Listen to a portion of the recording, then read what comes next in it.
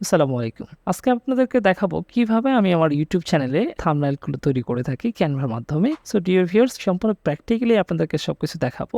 যারা ইউটিউবিং করেন অথবা ফেসবুক পেজে আছে যারা, তারা খুব ভালো করে জানেন সেটা হচ্ছে ইমপ্রেশন ক্লিক থ্রু রেট। এটা একটা অপশন আছে। যে ইমপ্রেশন ক্লিক থ্রু রেট মানেটা হচ্ছে আপনার ভিডিওটা যতটা ইমপ্রেশন হয়েছে, সেই ইমপ্রেশনের উপর ভিত্তি করে কতজন মানুষ এই ভিডিওটাতে ক্লিক করেছে। সো ক্লিক করাটা সম্পূর্ণ ডিপেন্ড করে হচ্ছে আপনার থাম্বনেইলের উপর। সো আপনার ভিডিওটা কত ইম্পর্টেন্ট, মানে কতটা ভিতরে কি আছে সেটা দেখার আগে আপনার থাম্বনেইলটা হচ্ছে most important. So that's why ভিডিওটার মূল প্রতিপাদ্য বিষয় হচ্ছে থাম্বনেইলটা আমরা কিভাবে বেশি আকর্ষণ তৈরি করে একটা থাম্বনেইল তৈরি করতে পারি। সো এখানে ক্যানভাতে চলে যাব। ক্যানভা লিখলে চলে আসবে homecanva.com। সো এখানে ক্লিক করলাম। ক্লিক করার পর এখান থেকে আমি টেমপ্লেটে চলে যাব। সো টেমপ্লেট থেকে এখানে আপনি অনেকগুলো টেমপ্লেট পেয়ে যাবেন। সো এইখান থেকে আমি থাম্বনেইলটা চুজ করব, আসলে কোন থাম্বনেইলটা আমি ইউজ করতে চাচ্ছি। লেটস সে আমি এটা চুজ করে নিলাম। সো আমি এটাকে কাস্টম করব, এখন কাস্টমাইজ করব ফর মাই সেলফ, মানে আমি আমার মতো করে তৈরি করব। সো কাস্টমাইজ দিস টেমপ্লেট, এটার মধ্যে ক্লিক করলাম। সো এখানে লিখবো মাইক্রোসফট ওয়ার্ড বাংলা টিউটোরিয়াল, এটার মধ্যে আমি লেখা শেষ করব। সো আমি মাইক্রোসফট ওয়ার্ড লিখবো এখানে, বাংলা টিউটোরিয়াল লিখবো হচ্ছে এইখানে। সো এইখানে আমি আগে মাইক্রোসফট ওয়ার্ড, আমরা এইখানে ক্লিক করে আমি যে লেখাটাকে ছোটো করে নিব। দেন হচ্ছে এটা যেহেতু এক লাইনে রাখতে চাচ্ছি, সো এটাকে বড় করে নিব। এটা বড় করে নিলে ওটা এক লাইনের মধ্যে চলে আসবে। এখন লিখতে হবে সেটা হচ্ছে বাংলা টিউটোরিয়াল। সো এইখানে আমি সেম একইভাবে এটাকেও আমরা বড় করে নিব। এক লাইনে আসছে, এখন এটাকে একটু ছোটো করে দিব। সো এখন এই দুইটাকে একসঙ্গে আমি একটু নিচে নামাবো অথবা এটাকে একটু উপর উঠাবো। সো প্রথমে যদি আমি এটাকে উপর উঠাইতে চাই, তাহলে আমরা এই দুইটাকে গ্রুপ করে নিব। গ্রুপ করার জন্য দুইটাকে একসঙ্গে মার্ক করে নিব। মার্ক করে নিয়ে দেন হচ্ছে এখানে যে কোনো একটা জায়গায় ক্লিক করে আপনি এটা যখন এইভাবে ক্লিক করবেন, দুটো গ্রুপ হয়ে যাবে, তখনই ধরে আপনি উপরে দিকে নিতে পারবেন। আর এখানে যেটা লিখবো সেটা হচ্ছে, এটা হচ্ছে আমার মাইক্রোসফট ওয়ার্ডের ফার্স্ট টিউটোরিয়াল।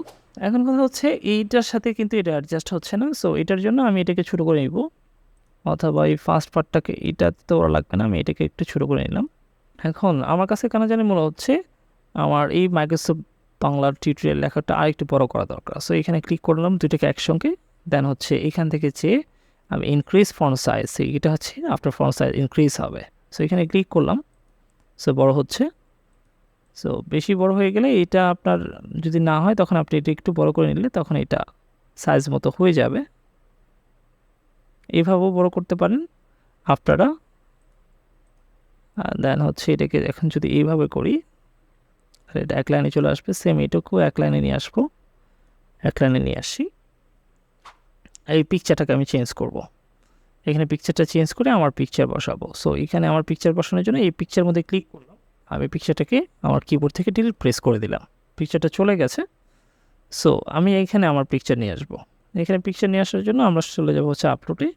আপলোড থেকে আপলোড ইমেজে চেয়ে আপনার পিকচারটা কোথায় আছে আপনার কম্পিউটারে, ডেস্কটপে থাকতে পারে, ডাউনলোডে থাকতে পারে, যেখানে আছে সেখান থেকে আপনি পিকচারটা ইনসার্ট করে নেবেন। যেহেতু আমার পিকচারটা ইনসার্ট করা আছে, সো এটা আমি আর ইনসার্ট করছি না, এই পিকচারটা দিতে চাচ্ছি। সো এই পিকচারটাতে ক্লিক করলাম, পিকচারটা চলে আসছে। পিকচারটা হবে হচ্ছে এখানে। হ্যাঁ, এখন কথা হচ্ছে পিছনে যে ব্যাকগ্রাউন্ড, এই ব্যাকগ্রাউন্ডটা আমি রিমুভ করতে চাচ্ছি।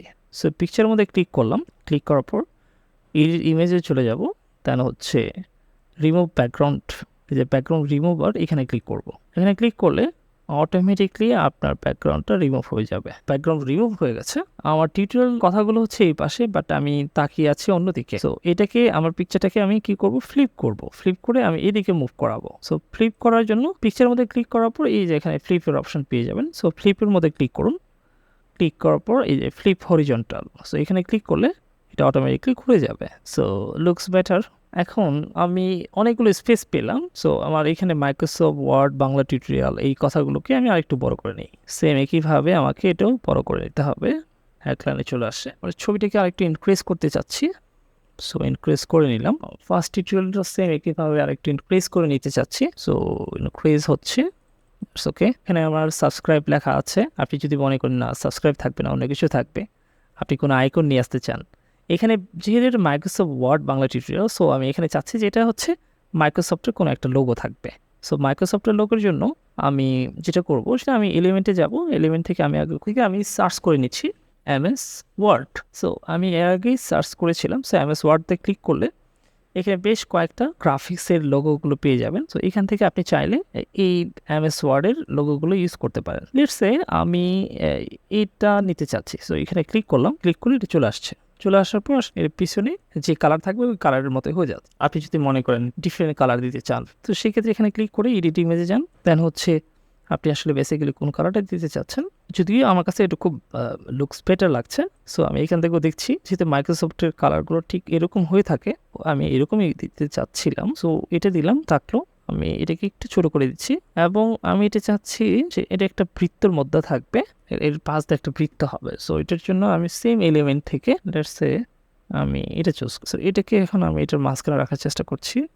লুক সামথিং ডিফারেন্ট এবং এই কালারটাকে একটু আলাদা করে দিতে চাচ্ছি যেহেতু বেশি আফসা লাগছে। সো একটু ডিপলি করে দিতে চেষ্টা করলাম। ওকে, দ্যাটস গুড। একটু যদি চান এটাকে একটু নিচে নিয়ে আসবেন, আপনার কিবোর্ডের অ্যারো কিটা ইউজ করতে পারেন। আপনি ডাউন অ্যারো কি ইউজ করলে আপনি নিচ দিকে আসবে, লেফট দিলে বাম দিকে যাবে। পারফেক্ট করার জন্য যেভাবে আপনার কাছে যেটা পারফেক্ট মনে হয় আপনি অ্যাকচুয়ালি সেটাই করবেন। এটাকে যদি আমি এখন বড় করে দেখতে চাই, এখানে ক্লিক করি।